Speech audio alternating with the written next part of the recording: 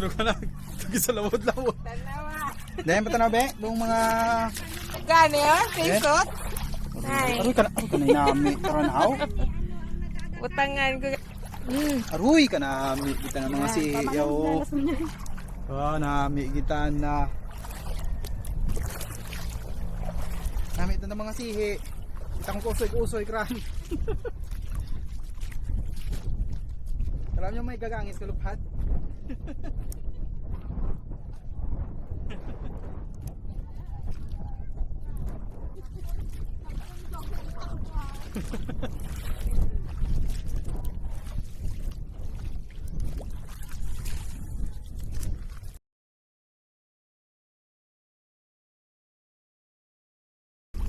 Ang dami sa RG.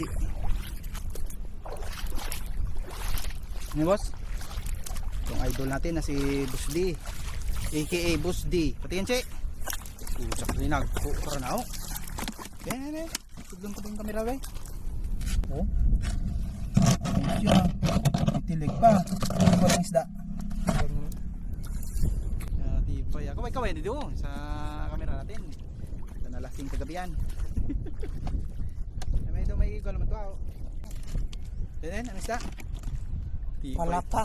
Tibay talaga. Wala na. Zero. Samahan mo natin si RJ dito. Ano lang ang tayong eh. Oh? Natasid ang tayong eh. Isip ka nga. Diba? Ayan, diba? Tuh, kabila, Ci. Di, Ci. Ci. Yun, naglipat to. Yan, saktugid. Kabila, dyan. O to, pakul kili. Ito, lipat na. Yun. Burn na. So, kung masipag ka lang dito sa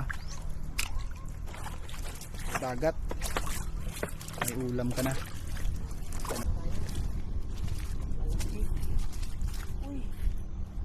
Tingin. Lukus. Wow, yag. Tibay. Guys, pauwi na tayo. Hirap na maglakad. Kasi, Roy, lapok. Roy, lapok. Wala tayong ulam sihi dito.